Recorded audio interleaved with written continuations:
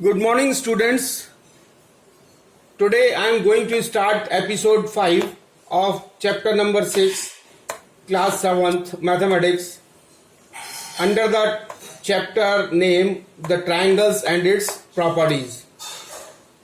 So, today I am going to solve the two questions which were left in exercise 6.3, and exercise 6.3, question number 4, it says that in the given figure, angle ABC is equal to 87 degree, angle AC is equal to 75 degree. If AB is parallel to CE, then find angle ACD. So this is the figure given by the given in the question. This angle is 87 degree, this is 75 degree, and we have to find out the angle ACD. This ACD angle we have to find out.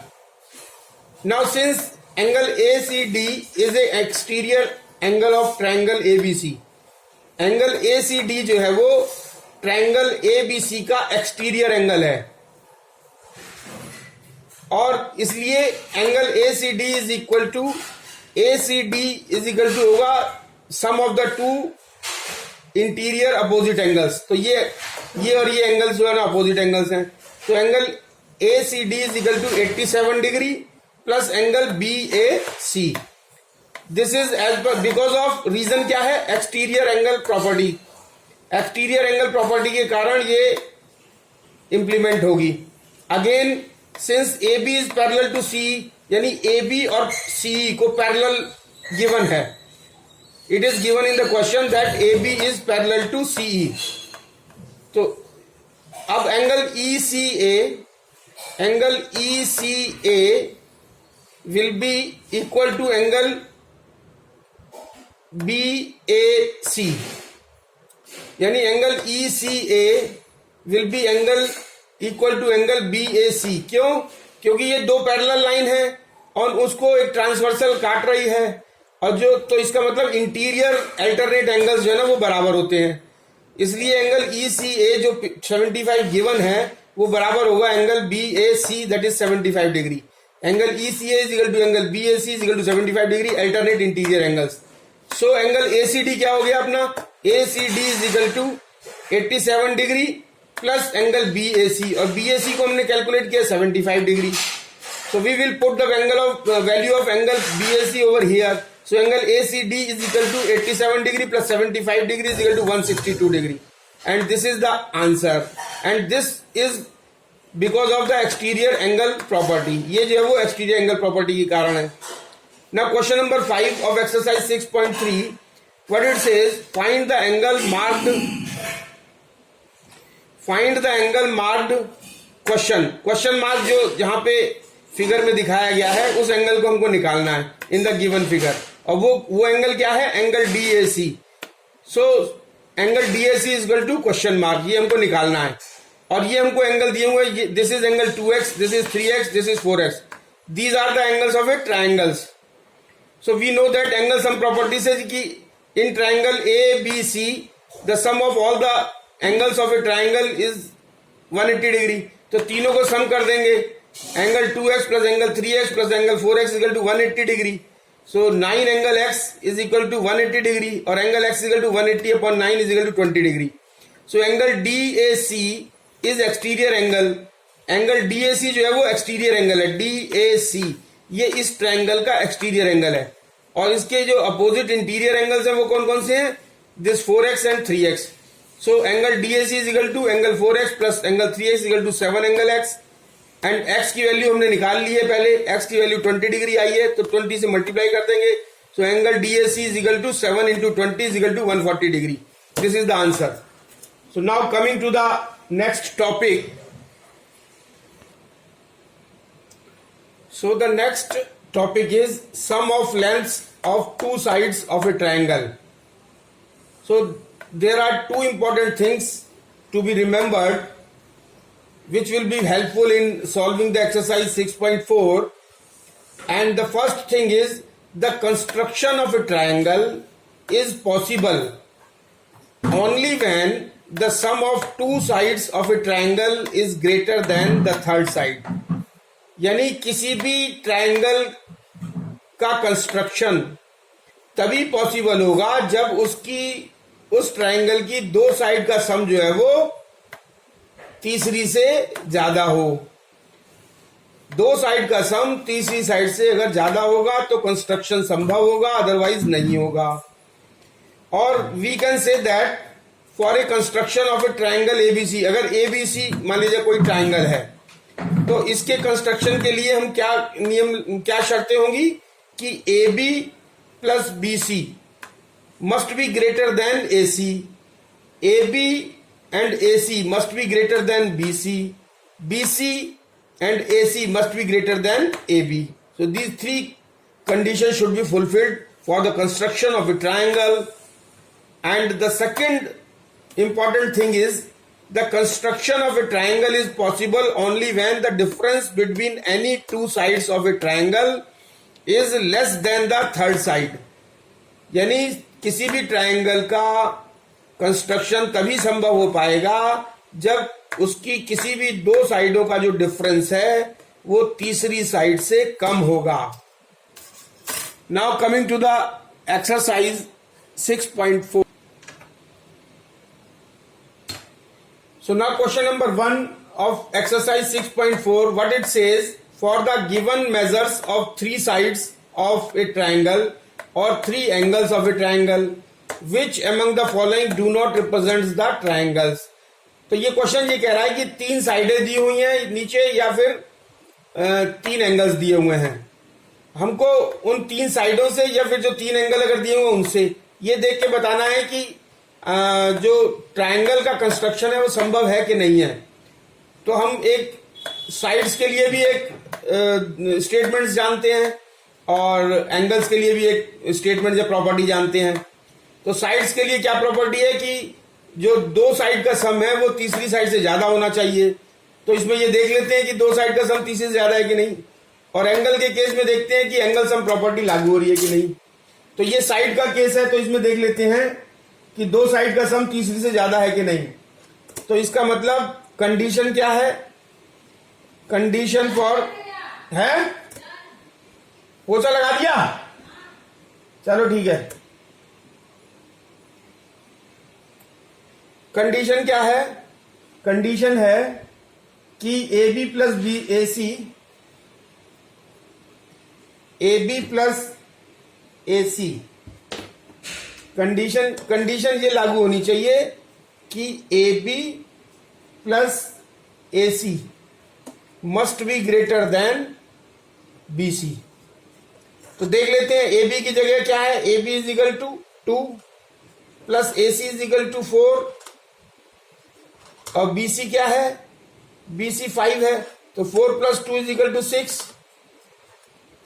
और 6 is greater then 5। Yes it is true, इसका मतलब ये true है, 6 is greater then 5, तो ये true है। इसका मतलब जो है वो कंस्ट्रक्शन पॉसिबल है। So triangle is possible, triangle is possible. अच्छा दूसरा क्या है इसका डी पार्ट, अगर हम डी पार्ट देखते हैं उसमें थ्री एंगल्स दिए हुए हैं, 30 degree, 40 degree and 110 degree.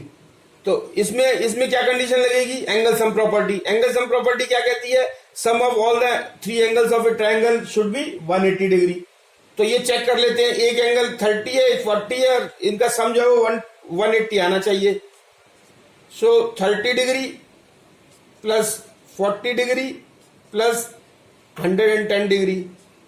This implies that 30 plus 40 70, 70 plus 110 180. So this is 180 degree. तो ये सही है, it is true, ये भी true है। तो इसका मतलब so triangle is possible। और अगर सम जो है वो 180 नहीं आता तो यहां लिखते false और यहां लिखते triangle is not possible। और ये भी अगर greater than A B plus B A C is not greater than B C, अगर ग्रेटर देन नहीं आता तो यहां लिखते फॉल्स और यहां लिखते कि the triangle is not possible. So now question number 2, what it says. So question number 2 of exercise 6.4, what it says, the length of two sides of a triangle are given below. किसी triangle की दो sides हमको दी हुई हैं. Between what two measures should the length of the third side lie. तो तीसरी side जो है वो उसकी लेंथ क्या होगी, मतलब मैक्सिमम लेंथ क्या हो सकती है और मिनिमम क्या हो सकती है, किसके बीच में होगी, किस किस के बीच में तीसरी लेंथ हो सकती है, ये हमको निकालना है. So since the sum of two sides of a triangle is greater than the third side, हम जानते हैं since the sum of two sides of a triangle should be greater than third side. यानी तीसरी side से दो साइडों का सम ज्यादा होना चाहिए. तो the third side should be, इसका मतलब क्या हो गया कि the third side should be less than, इसका मतलब ये जो है वो उसके less than 12 plus 5 is equal to 17. 12 plus 15, it is 15, this is 15. So 12 plus 15 is equal to 27 centimeter. तो उसकी एक तो 27 सेंटीमीटर से कम होनी चाहिए. और एक हम चीज और जानते हैं, since the third side can not be less then, since the third side cannot be less than the difference the difference of the two sides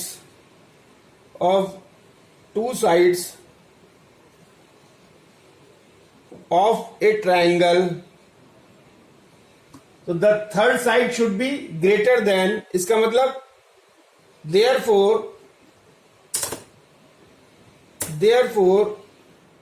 the third side should be greater than, वो इसके difference से जो वो ज्यादा होनी चाहिए. Means 12 minus 15 is equal to 3 centimeter, यानी 3 centimetre से ज्यादा होनी चाहिए. तो इसका मतलब थर्ड साइड की किस किस के बीच में होनी चाहिए, the third side. So the third side should lie, the third side और the length of the third side, so length of the third side should be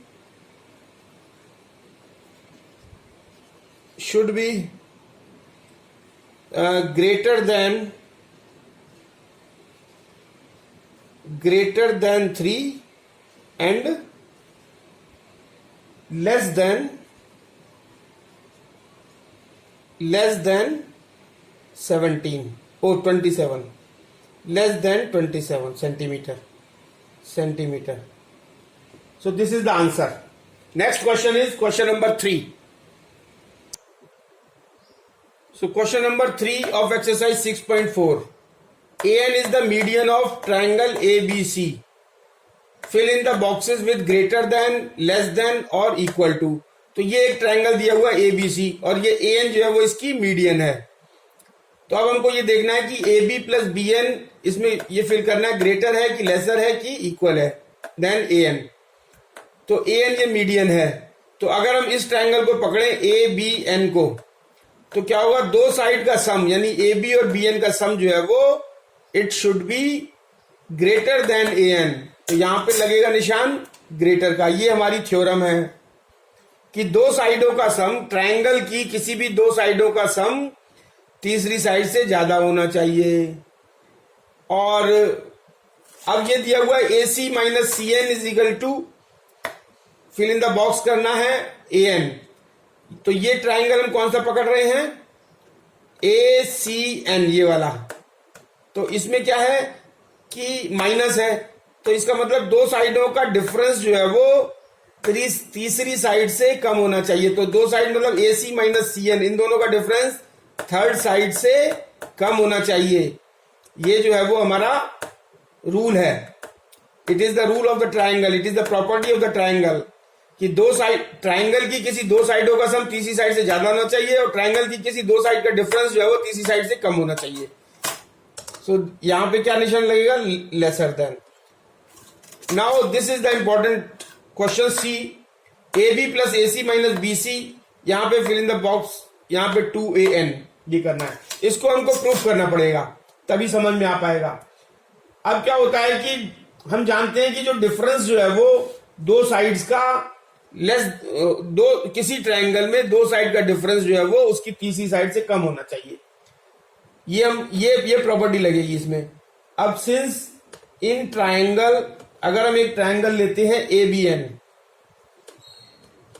an triangle लेते हैं तो क्या होगा, ए बी एन ये triangle लिया तो इसमें दो साइडों का जो डिफरेंस है वो तीसरी साइड से कम होना चाहिए। तो क्या होगा, A B minus B N should be less than, देखिए A B minus B N should be less than A N. अच्छा, इसमें हमने यही दोनों साइडें इसलिए पकड़ी क्योंकि ए एन को हमको राइट हैंड साइड में दिखाना है, क्योंकि ये क्वेश्चन में राइट हैंड साइड में दिया हुआ है। तो ए एन जो है ना, तो A B minus B N is equal to is less than A N. This is equation first. और सेकेंड इक्वेशन इन ट्राइंगल, दूसरा ट्राइंगल पकड़ते हैं ए सी एन। तो ए सी एन में, ए सी एन में इसको भी जो है वो हमको ए एन को राइट हैंड साइड में पकड़ना है, इसलिए ए सी माइनस सी एन लेंगे। A C minus C N is less than A N. A C minus C N कह ले चाहे एन सी कर ले, एक ही चीज है। ये हो गई दूसरी इक्वेशन। अब दोनों इक्वेशन को ऐड कर दो। ऑन एडिंग इक्वेशन 1 एंड 2, दो इक्वेशन को अगर हम ऐड कर दें तो क्या आएगा, A B minus B N plus A C minus N C should be less than 2an, ये आएगा। अब क्या है कि ए बी प्लस ए सी और माइनस, और ये हो जाएगा B N minus N C should be less than 2an। अब ये हो जाएगा ए बी प्लस ए सी और इसमें से माइनस कॉमन ले लो, माइनस कॉमन ले लेंगे तो ये हो जाएगा B N plus N C should be less than 2an।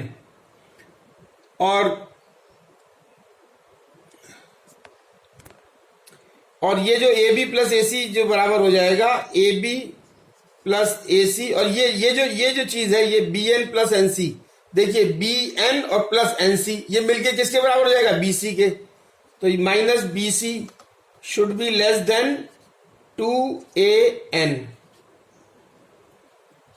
तो इसका मतलब यहां पे हमको लेस देन का निशान लगाना पड़ेगा। तो दिस इज द